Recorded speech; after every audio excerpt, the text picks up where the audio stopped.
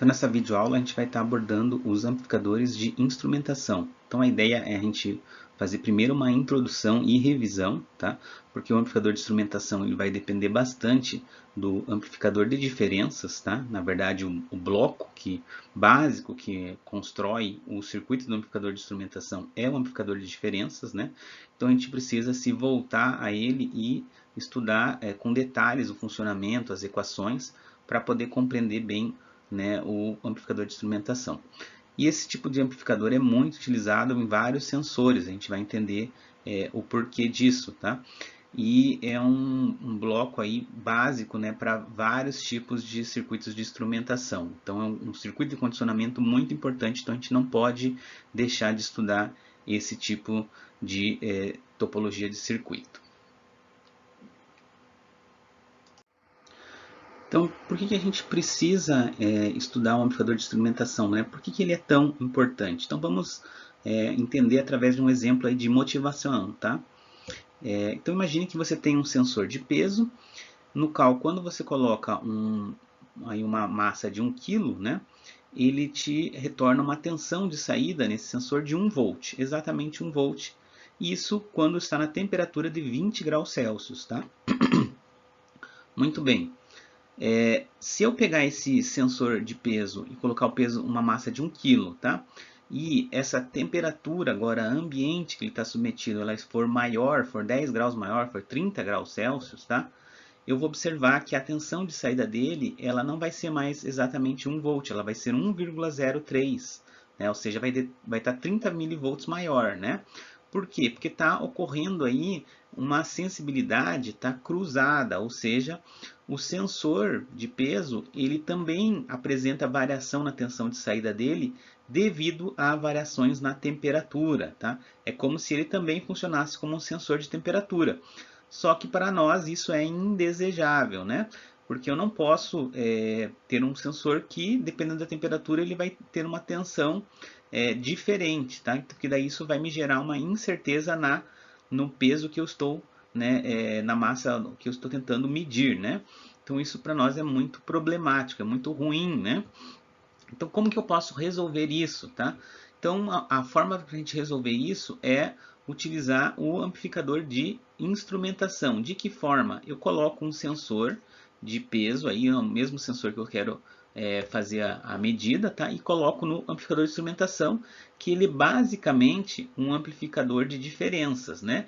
Ou seja, ele vai pegar a diferença de duas tensões da entrada e vai dar um ganho nelas, né? E ter aí resultando isso na saída, tá? Então eu coloco o meu sensor aqui na entrada, por exemplo, V2, né? E eu uso ele como sensor. E eu pego o mesmo sensor, exatamente o mesmo sensor, e coloco, tá, na entrada V1, mas eu vou usar ele como referência, tá? A gente já vai entender o porquê disso, né? Então imagine, né, que na temperatura de 20 graus, o sensor de cima ele vai dar aí 1 volt devido ao peso de 1 kg, tá? E o outro de baixo, como não tem nenhuma massa sobre ele, vai mostrar 0 volts, né? E aí fazendo aqui a subtração, né? 1 menos 0 volts, pensando que o ganho desse amplificador de instrumentação ele é unitário, né? Eu vou ter ali 1 volt na saída do meu amplificador de instrumentação, ou seja, tenho a mesma resposta que eu tinha aqui no sensor anterior, certo? Bom, mas e se a temperatura aumentar? Bom, se a temperatura aumenta 10 graus, se ela vai para 30 graus Celsius, tá? O meu sensor de cima ele vai aumentar para 1,03, como a gente já viu no exemplo ali anterior, né? Mas o sensor de referência ele também vai sofrer o mesmo, né? A mesma desvio, a mesma sensibilidade cruzada na temperatura, tá? Então, porque aí você tem que considerar que os dois sensores estão submetidos à mesma temperatura ambiente, tá? Isso é importante. Tá? Então, os dois sofrem a mesma aí, deriva, a gente chama de deriva também de temperatura, esse acréscimo aí que ocorre, né? No sensor, também no inglês o pessoal chama de drift, né? Tá? Então, ele sofre essa deriva, essa sensibilidade cruzada. Tá? Mas aí o que vai acontecer? Eu vou ter 1,03 menos 0,03, né? Isso vai retornar na saída do meu amplificador de instrumentação 1 volt.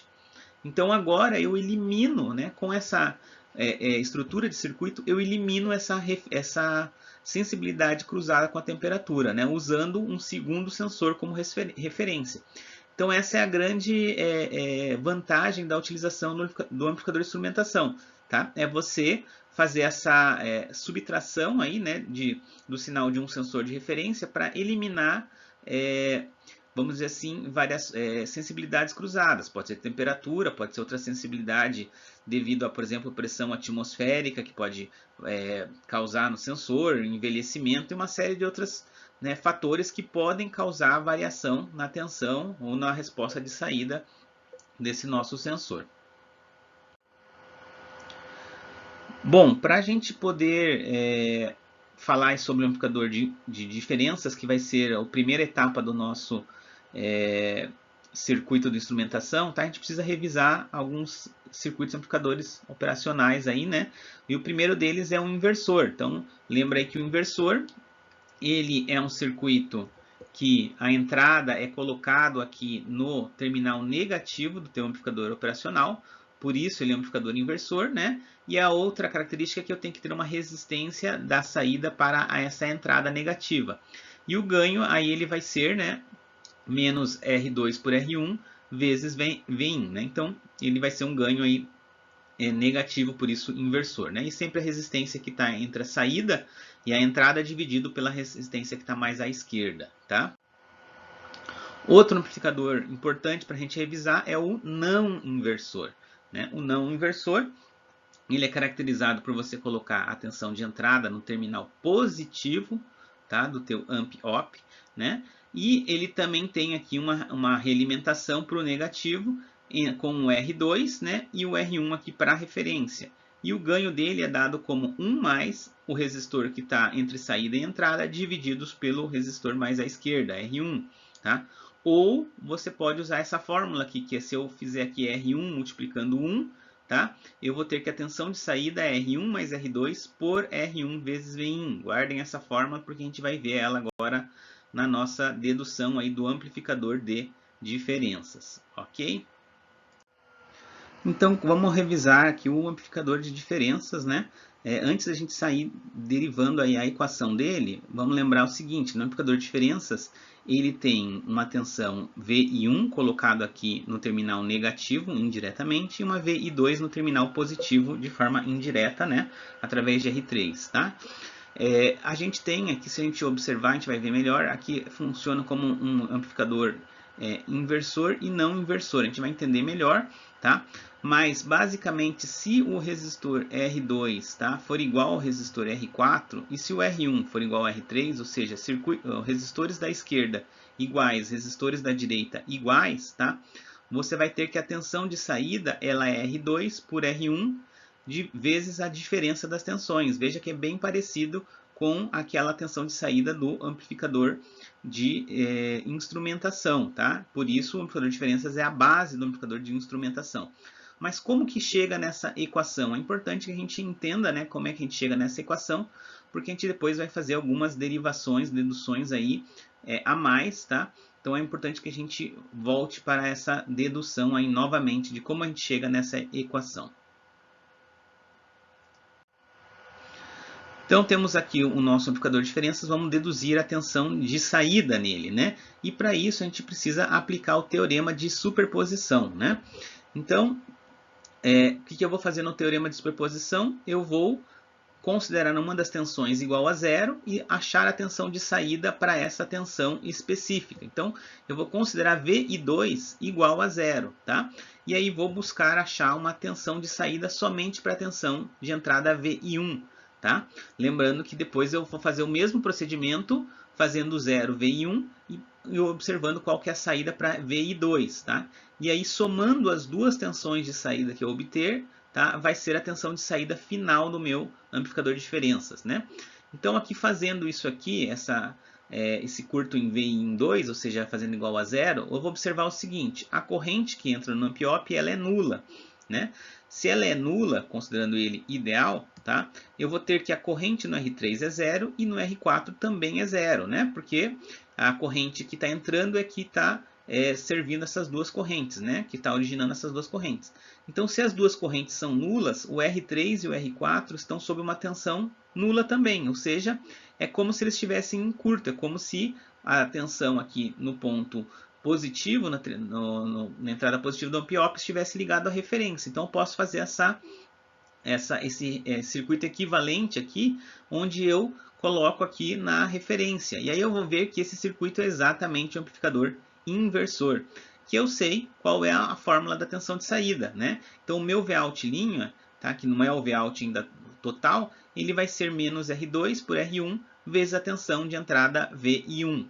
Tá? Então, vou guardar aqui esse meu resultado que eu vou ter que usar depois para compor a tensão de saída final. E aí eu faço a minha tensão de saída VI1 agora igual a zero, certo? Então, vou curto-circuitar aqui, tá? E aí eu vou observar o seguinte aqui, ó. Se eu observar aqui esse circuito, ó, vou redesenhar ele aqui, ó, embaixo, ó. Só inverti onde estava o menos, foi para baixo, né? Eu espelhei aí o circuito assim, né? Rebati ele, né? Então, rebati ele, ficou dessa forma que está aqui, tá? E aí, se a gente observar aqui, ó, eu vou fazer assim, ó, esse circuito que está aqui, ó, que eu estou fazendo aqui, circulando ele aqui, ó, é exatamente o amplificador não inversor, tá? Sem a gente observar aqui o R3 e R4, só observando o R2 e R1, isso aqui é um amplificador, tá? Não inversor, tá? E o amplificador não inversor, eu sei que a tensão de saída dele, tá? Considerando que a tensão de entrada dele seja essa tensão aqui no terminal positivo, no V+, tá? Ela vai ser o quê? R1 mais R2 por R1, lembra? Ou 1 mais R2 por R1 vezes a tensão que entra, que é o V+, é a tensão do terminal positivo, tá? Mas eu não quero saber a tensão de saída em relação a esse V+, eu quero saber em relação a VI2. Ora, basta eu achar a tensão, a equação para a tensão V+, aqui, né? E lembrar que não tem corrente entrando aqui no terminal positivo. Então, eu posso aplicar um divisor de tensão comum. Ou seja, aqui eu tenho R4 por R3 mais R4, VI2. Isso é a tensão V+, certo? Então, se eu substituir ali em cima, eu tenho a tensão de saída duas linhas do meu amplificador, certo? Então, vou colocar aqui em cima, tá? Esse é o meu resultado. E aí aqui eu vou substituir aqui, né, o V mais por essa equação aqui de cima, tá? E aí eu tenho esse resultado aqui, né? Dá toda essa expressão grande aqui com R1, R2, R3 e R4, tá?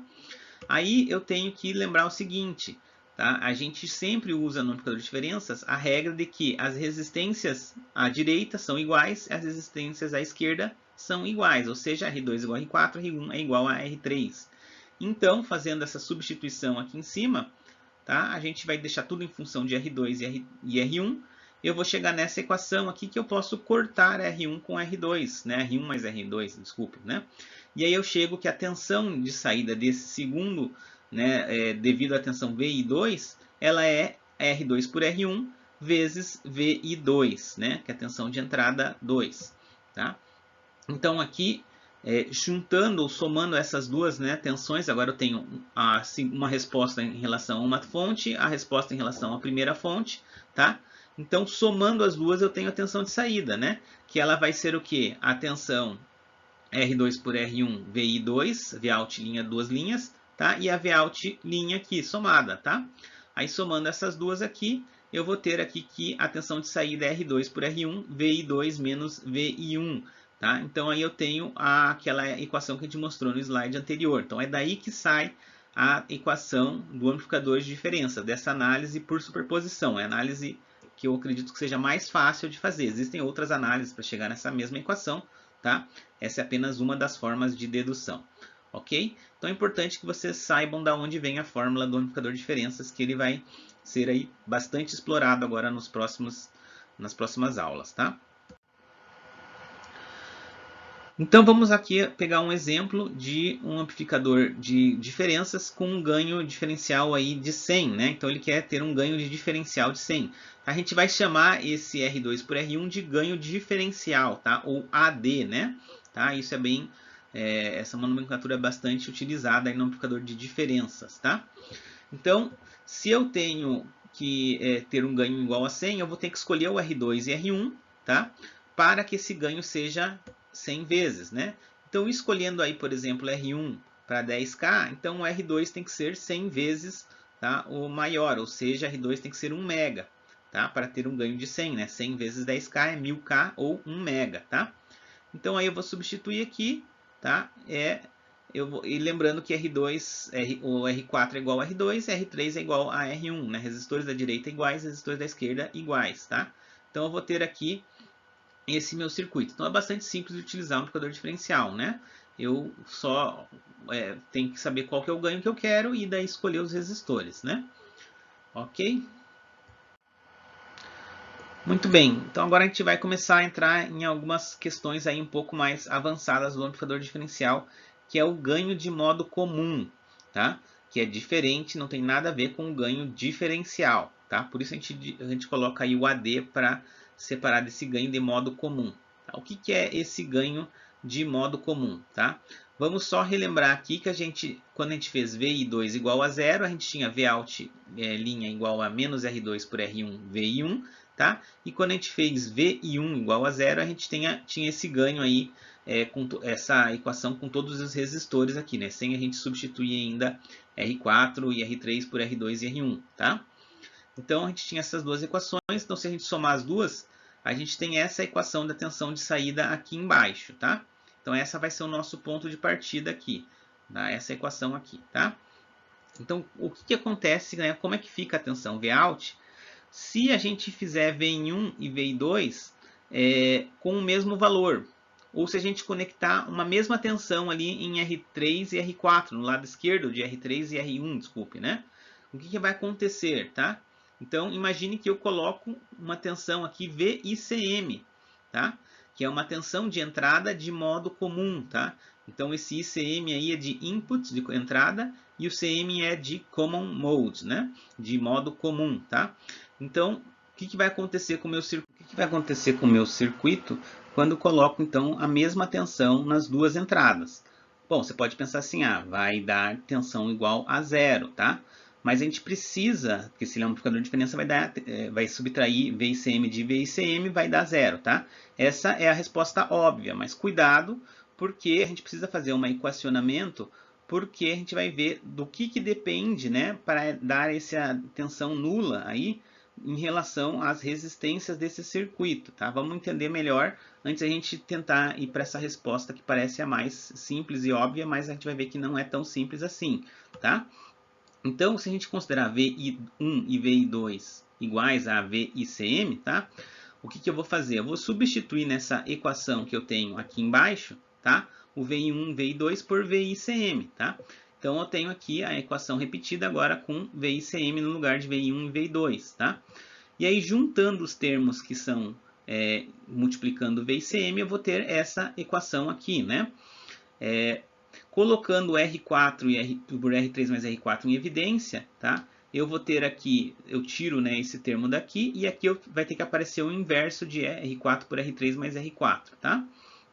A gente já vai entender por que a gente está fazendo todas essas modificações na expressão, tá? Aí simplificando aqui as frações, ó, ou seja, eu vou ter aqui R3 por R4 e R4 por R4, isso aqui é 1, né? Então vou colocar 1 aqui, tá? Aqui vai aparecer o R2 multiplicando, R2 por R1 multiplicando esse fator, tá? E aqui eu vou também simplificar, né? Vai ficar R1 por R1 mais R2 por R1, isso aqui pode ser igual a 1, então vou fazer também isso aqui. E eu vou ter essa equação final aqui, tá? Aí, continuando, a gente vai aplicar a distributiva aqui do R2 por R1, tá? Então, aqui eu vou ter R2 por R1, R3, R4, e aqui menos R2, R1. Ó. E já dá para ver que eu tenho dois termos que eu posso cancelar. Aí, ó. Então, posso eliminar esses dois, tá? E aí, vou chegar aqui na equação final, tá? Que eu queria aqui para o ganho de modo comum, né? Só basta eu pegar aqui a tensão VICM e passar dividindo a tensão de saída, e aí eu tenho o nosso ganho de modo comum, a índice CM, né? De Common Mode, né? Que ele depende de R4 por R3 mais R4, tá? E 1 menos R2 por R3, R1, R4, tá? O que a gente pode notar aqui, tá? Se as resistências R2 e R3 divididos por R1 e R4, se isso aqui for 1, for a unidade, tá? Eu vou ter o ganho de modo comum igual a zero, porque 1 menos 1 vai dar zero. Tá? A gente vai ver num exemplo que é isso que vai acontecer na maior parte dos casos. Né? Então vamos pegar aqui o exemplo anterior para a gente justamente observar a aplicação do modo comum. Né? Então a gente escolheu os resistores aí de 1 mega para os resistores da direita e 10K para os resistores da esquerda. Tá? Então aplicando a fórmula do ganho de modo comum, a gente vai substituir ali, ó, o R4 é 1 mega, o R3 mais R4 é 10K por 1 mais 1 mega, tá? Aqui eu tenho R2 igual a 1 mega em cima, né? O R3 igual a 10K e o R1 igual a 10K e o R4 igual a 1 mega. Já dá para ver que o que vai acontecer, ó, dá para cancelar essas resistências, eu vou ter, né, o ganho de modo comum aí 1 menos 1, não importa se está multiplicando o que tiver multiplicando, né, eu vou ter um ganho de modo comum igual a zero. E aí você vai pensar, nossa, então por que fez todo esse cálculo se o ganho de modo comum é zero, que era a resposta óbvia, tá? Cuidado, porque o que acontece é que a gente está considerando que os valores das resistências, elas são todas exatas, tá? E não é isso que acontece no circuito real. No circuito real, os resistores têm resistências diferentes daquela marcada nos códigos de cores, tá? Existe uma tolerância, tá? Que o fabricante não consegue fazer a resistência no valor exato. Então ela vai ter diferenças, tá?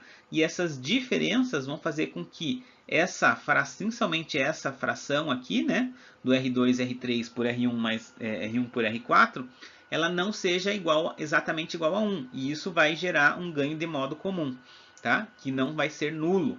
E isso vai ser bastante ruim, porque se ele não é nulo, isso quer dizer que se eu colocar tensões iguais nas duas entradas, eu não vou ter uma tensão de saída zero, que é justamente o que eu preciso para cancelar a sensibilidade cruzada do sensor. Tá? Então vamos ver aqui um exemplo de quando a gente tem tolerância das resistências, tá? No efeito do ganho de modo comum. Então imagine que a gente pegue resistores aí que tem a tolerância de 5% no valor, que é uma tolerância típica de resistores, tá? Não é uma tolerância grande, não, é uma tolerância normal que a gente encontra aí nos resistores, tá? Comerciais na maior parte dos resistores aí. Tá? Qual vai ser o ganho de modo comum? Tá? Então 5% de tolerância, o que significa isso? Significa que, por exemplo, o resistor de 10K, se eu multiplicar por 5 divididos por 100, tá? Eu vou ter 500 ohms de variação, ou seja, a resistência dele pode estar entre 9,5K ou 10,5 kΩ, tá? Então ela pode estar em qualquer uma dessa faixa de valores, tá? A mesma coisa eu posso fazer para o resistor de 1 mega. 1 mega vezes 5 divididos por 100, eu vou encontrar 50K de variação, ou seja, a resistência de 1 mega pode estar entre 1.05 ou 0,95 mega de variação. Tá? E aí como que eu faço então para estimar aí o ganho de modo comum? Tá? Então eu vou fazer o seguinte, eu vou tentar achar o pior caso, tá? Eu vou ser pessimista aí no ganho de modo comum, né? E qual que seria o pior caso, tá? A gente pode analisar basicamente aqui no termo que está em parênteses, tá? Qual que vai ser o pior caso de variação das resistências que vai fazer com que essa subtração dê um valor bastante alto, ou seja, não dê zero, né?